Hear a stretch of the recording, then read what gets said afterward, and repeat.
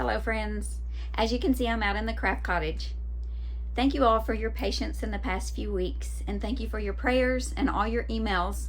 We are relying on God, we are being still and knowing that He is God and trusting in Him to get us through our grieving. I'm not going to act like it's been easy. I'm not going to continue to talk about it so I don't break down and cry, but we're going to create today. So let's get over to the table and get started.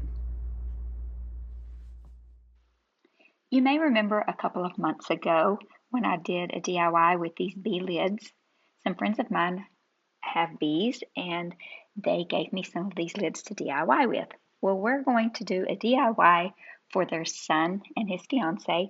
They're getting married next month and we are going to make them a wedding gift. Now, the back of them are very sticky with honey residue. And I'm going to use a scraper and scrape off as much as I can. I'm going to scrape and then I'm going to go over and I'm going to sand with my orbital sander and some 80 grit sandpaper, and then I'm going to scrape a little bit more and then I'm going to sand a little bit more.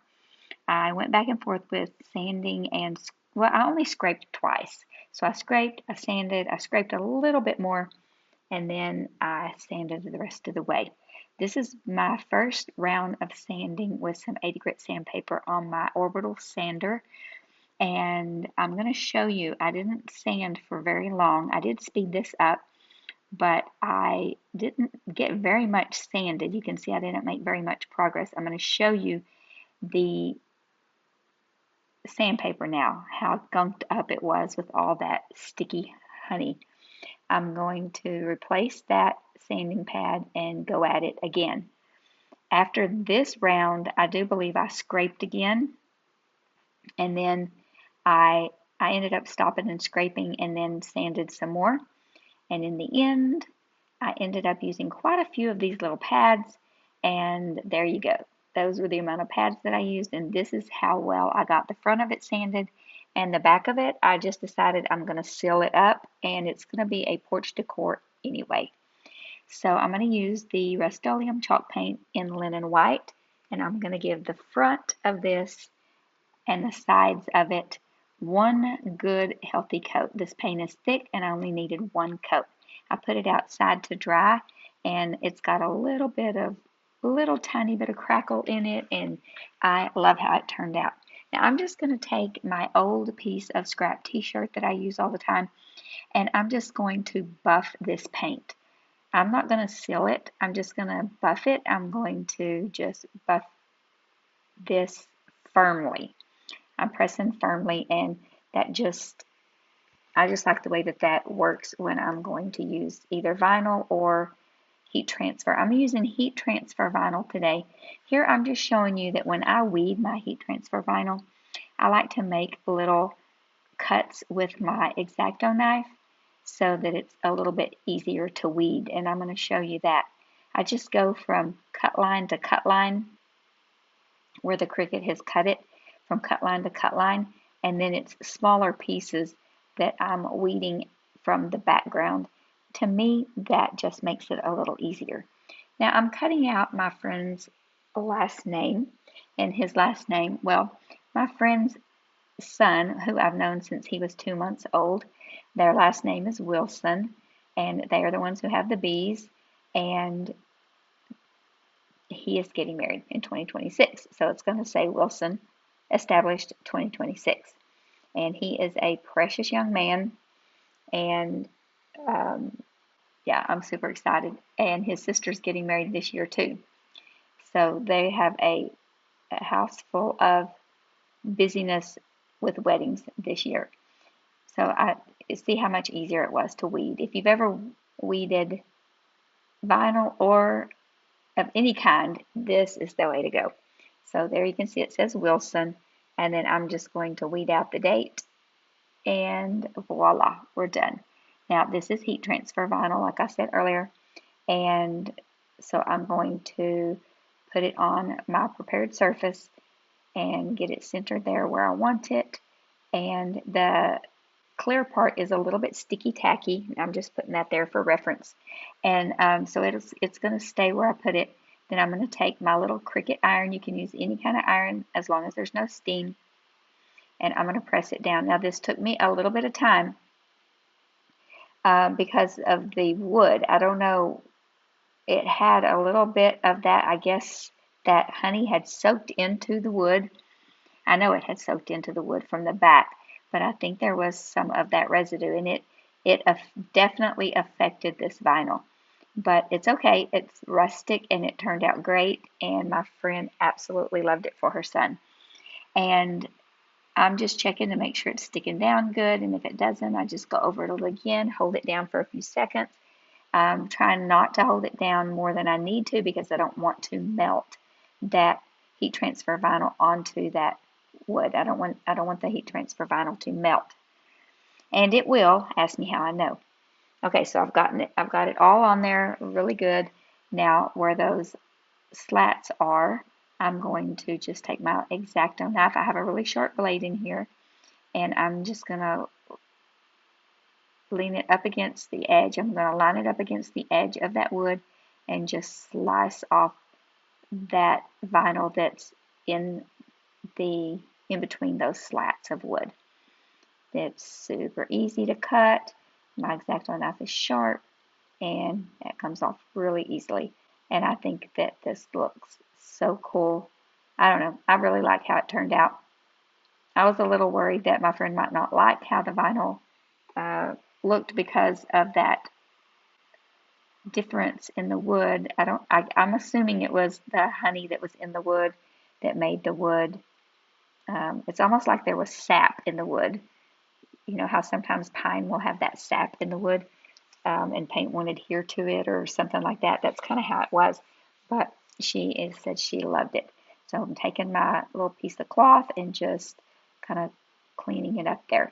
I'm going to do the same thing with the date, the exact same way I did that. I'm going to put the heat to it, make sure that it adheres well, and then just clean it all up, and this is done.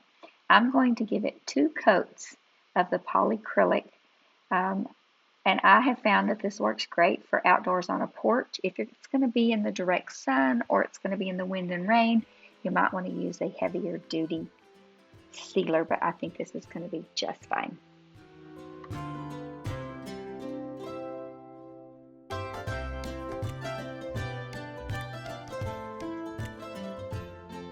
got this box of wooden letters off of my online auction site.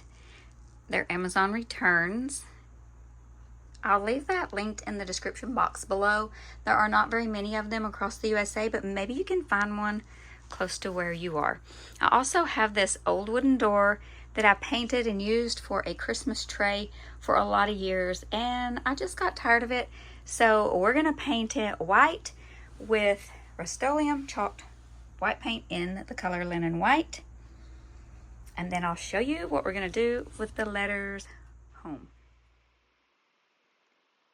I am using a TDS Creative paintbrush to paint this paint on because it was a rather large project, and this paintbrush is nice and wide, and the bristles aren't super long, so you don't waste a lot of paint, and it goes on so nice and smooth. So if you're interested, go over and check that out at Brandy's website, and I'll leave it. There's always a link to her website in my description box, so check out all her wonderful products over there. I'm going to use the Dark and Decrepit. It's a sealer top coat, decoupage medium, or you can use it as a stain just like I do. I wanted to just put it on and use the wet wipe method, but it really wasn't working because these little wooden letters were very thirsty. They were just soaking it up. So I ended up just going ahead and painting it on. I just didn't really do a very good job of that. With the E, I ended up just going ahead and painting it on and not really wiping too much of it back off because I wanted them to be a nice, rich, warm wood stain, wood color. So you'll see. You'll see when I get all of them done. I'm going to do all 4 letters with the Dark and Decrepit. I don't know why I'm showing you all of this dilly-dallying, but here we go. I'm going to do all 4 letters. Surely I'm not going to show you all 4 letters. Okay, no, I'm not. Okay, here they are. We're going to give it some time and let them dry completely. I put them out on the porch on a hot summer day in Texas, and they dried very quickly. Now I have these little bits and bobbles pieces of greenery that I had cut off for, I think I took them on the Crafty Cruise a couple of years ago, and we didn't use them all. So I'm just going to glue them around. Now I wanted to glue them all the way around and make it look like a wreath. You know, that's a real common thing that people do with the O. But when I got about 3/4 or 3/4 of the way around, I decided I kind of liked that look. So I just kept going around like this, and then I went up the other side. And, you know, this is kind of a no-brainer idea of what to do. We've all done this for years. But I decided I didn't want to do it all the way around. I kind of liked the way this looked. You'll see here shortly how I did it, but I just kept gluing the pieces until, and you know that I'm not good with floral arranging or greenery arranging, but I just do it until it looks good to my eye. So, you know, everybody has different preferences and different what they like and what looks good. So we just do it till we think it looks good, right? So that's what I did. And then I just made a little bow out of some crocheted ribbon, and I just put it right there, and I thought that turned out really cute. Let me know what you think about this idea, or, you know, would you, if you did one, would you put the greenery all the way around? I don't know. I just thought this was a different, cute idea. And then I'm going to go ahead and glue all of these letters to the cabinet door. But first, I forgot, I did one more step. I'm going to take, this is completely dry, and I'm going to take the Waverly wax in the color Antique and a really, really chippy brush and do some dry brushing. I'm just going to go around those edges that are raised and not on the flat surfaces. And I'm basically using a little bit of the side of the brush and just the little edges, and you'll see. I'm just going to do that all around all the edges here.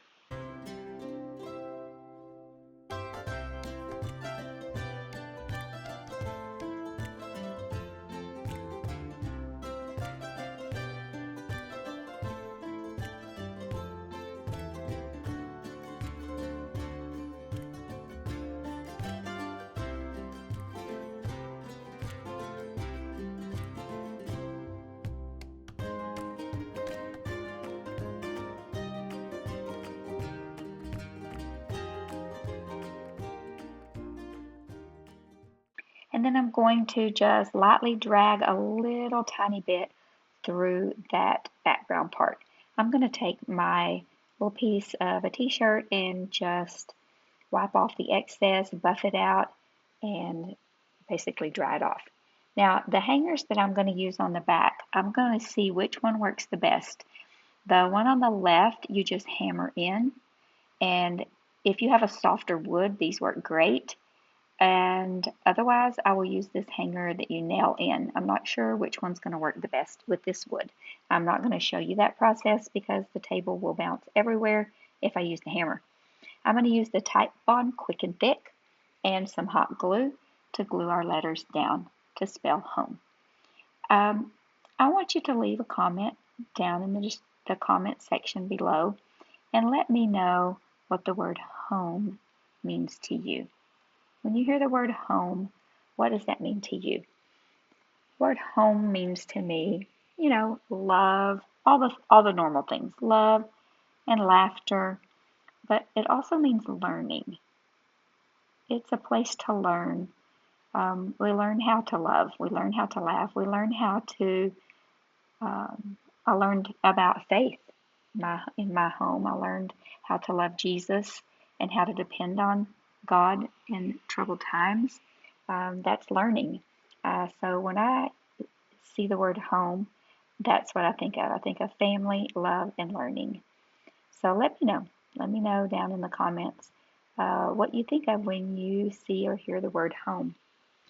It's a very comforting word to me. And I know everybody didn't grow up with, the best home life. And so maybe the word home isn't a positive word for you, but Jesus can restore, and home could mean heaven and an eternal home, and that might give you hope. So just let me know down in the comments. So I'm just going to put all these little letters down, and this beautiful little porch leaner or porch sign is complete.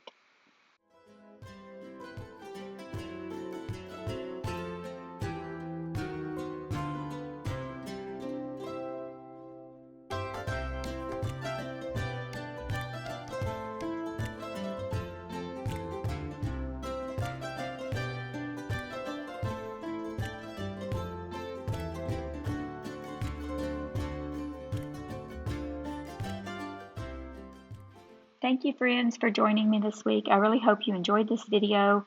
Please be sure to give it a thumbs up, leave me a comment down below, but most of all, I want you to remember to be still and know that He is God.